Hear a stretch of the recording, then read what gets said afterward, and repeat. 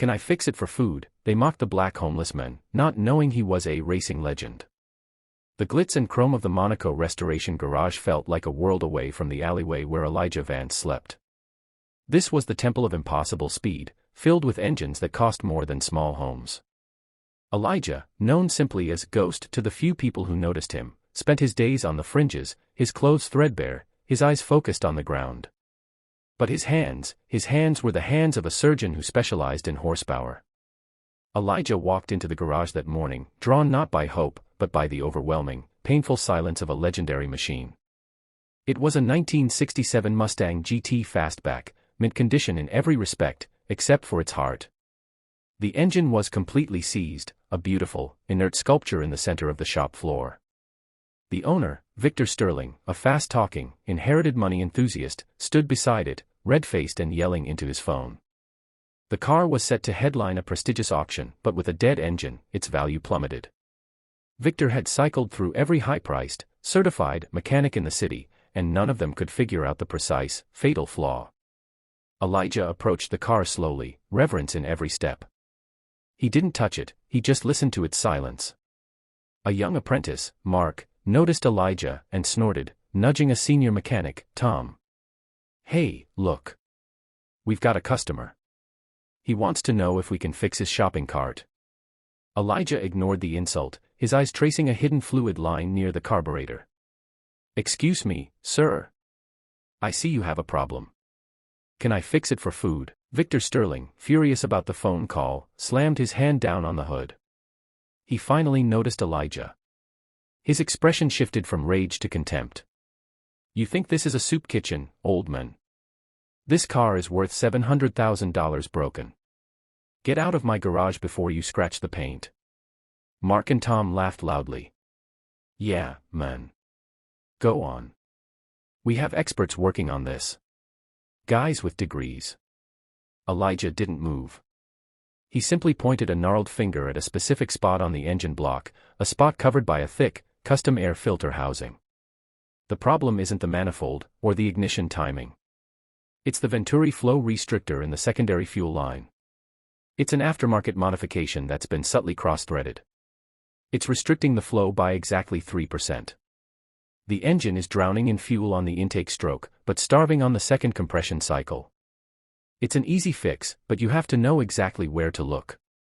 The laughter died. The words were too technical, too precise, and too damningly specific for a random passerby. Tom, the senior mechanic, recovered first, his face turning hard. "Are you seriously trying to tell us that a millionaire's custom restoration shop missed a cross-threaded fuel line? And you know this just by looking at the outside? Get out. You're distracting us."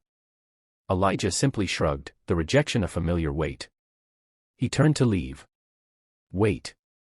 Victor Sterling, desperate and clutching at straws, stopped him. "If you can fix it, if you can even get it to turn over, I'll give you a full meal. Steak. Anything you want.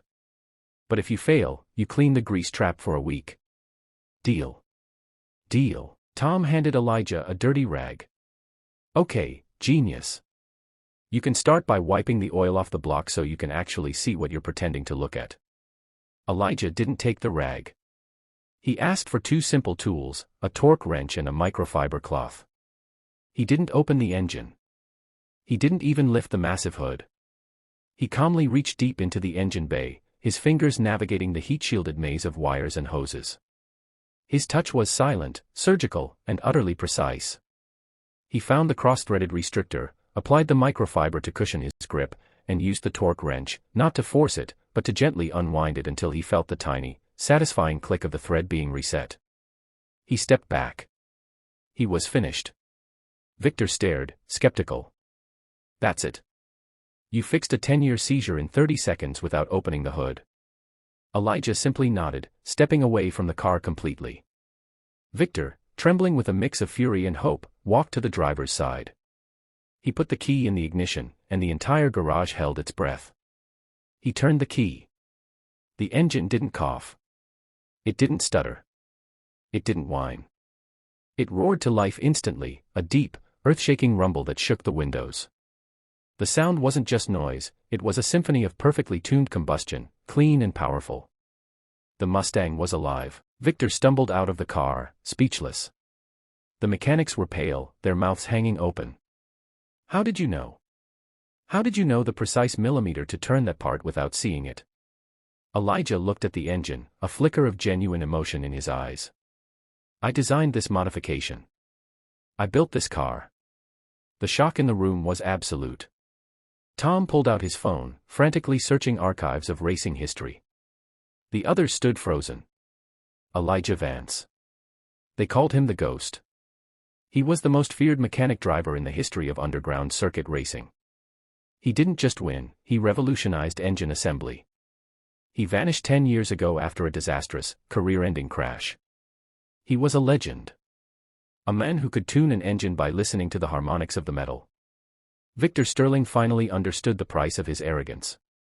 The man he had mocked and offered a meal for was the singular mechanical genius of his generation.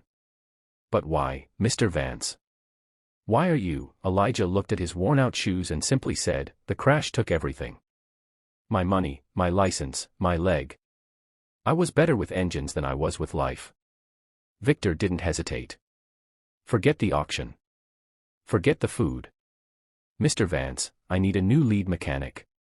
I need a man who knows this car like his own pulse. I will give you a contract, a home, and full access to this garage. I will fund your recovery and your return. Elijah looked around the Temple of Speed, no longer seeing a place of mockery, but a place of purpose. The engine, still humming, was inviting him home. He didn't answer Victor. He simply walked back to the Mustang, opened the hood, finally, and gently placed his hand on the cooling engine block, feeling the residual heat of his genius. He smiled, a genuine, powerful smile. I'll take the stake. And then we can talk about phase 1 of the rebuild. I have a few ideas about the cam timing. The mechanics, stunned into silent submission, watched as the men they had dismissed as dirt took his place as their new master. The racing legend was back, and he was ready to teach the world a lesson in respect.